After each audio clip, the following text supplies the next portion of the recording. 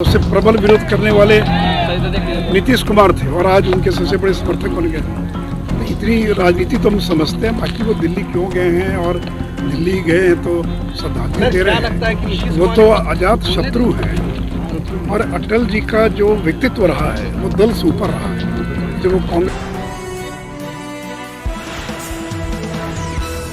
शत्रु कहे जाते हैं, आज नीतीश कुमार जो भी कुछ है उसमें भारतीय जनता पार्टी और अटल बिहारी वाजपेयी का सबसे बड़ा योगदान है। अटल जी ने उनको रेल मंत्री बनाया, अटल जी की सरकार में लंबे समय तक मंत्री रहे। लेकिन देखिए, जब वो आडवाणी जी अटल जी की प्रशंसा करते हैं तो उनके मन में श्रद्धा भाव कम, बल्कि बीजेपी में एक विभाजन पैदा करने का प्रयास करते हो। इसे नरेंद्र मोदी बनाम आडवाणी, नरेंद्र मोदी बनाम अटल बिहारी वाजपेयी, ये पैदा करने का प्रयास करते हैं। इसमें वो कभी सफल नहीं होंगे, क्योंकि अटल बिहारी वाजपेयी की परंपरा को नरेंद्र मोदी आगे बढ़ा रहे हैं। अगर आप अटल जी का समर्थन करते तो आपको नरेंद्र मोदी का भी करना होगा।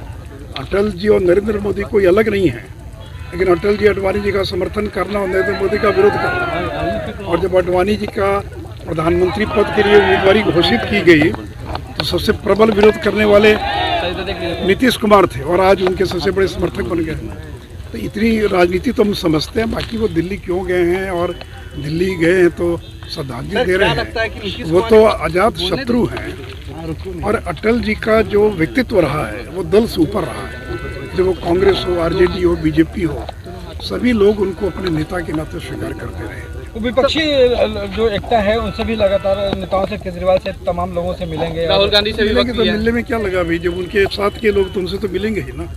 लेकिन पिछले एक साल में बिहार में एक भी दल अगर महागठबंधन में जुड़ा हो तो नाम बता दीजिए। एक भी कोई बड़ा नेता जुड़ा हो। उल्टे जीतनराम मांझी अलग हो गए, उपेंद्र कुशवाहा अलग हो गए, RCP सिंह अलग हो गए। तो नेता दर नेता, दल पर दल अलग हो रहा है। और बिहार में तो जो मुख्य उनका कार्यक्षेत्र है वहाँ बीजेपी मजबूत हो रही है, बीजेपी के साथ लोग जुड़ रहे हैं। बता दें कौन जुड़ा उनके साथ। गांधी मैदान से कह रहे हैं कि 2024 में नरेंद्र मोदी से छुटकारा देश के। बोलने में क्या लगता है, भाषण देने से ही अगर छुटकारा मिल जाता तो ये लोग तो कब्र खोदने में लगे थे। नरेंद्र मोदी की मौत का सौदागर कहते थे।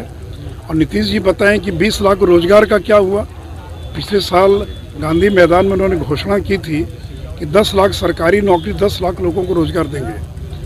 एक भी व्यक्ति को सरकारी नौकरी नहीं मिली, एक भी व्यक्ति को। जो आंकड़ा दे रहे हैं गलत आंकड़े दे रहे हैं।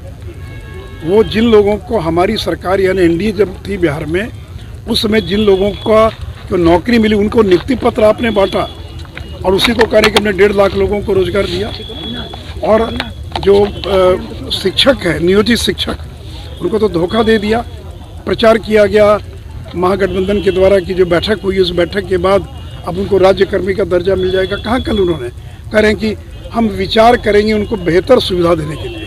तो विषय बेहतर सुविधा नहीं ना है, मुद्दा तो है राज्यकर्मी का दर्जा। तो क्यों नहीं कल नीतीश कुमार ने जो 4 लाख से ज़्यादा नियोजित शिक्षक हैं उनको राज्यकर्मी का दर्जा देने का ऐलान किया। तो इसलिए देखिए, नीतीश कुमार को लोग पहचान गए हैं। इसलिए बिहार में 3 बाई इलेक्शन और 2 हार गए और 1 के अंदर भारतीय जनता पार्टी 64,000 वोट लाकर अब दूसरे नंबर पर रही।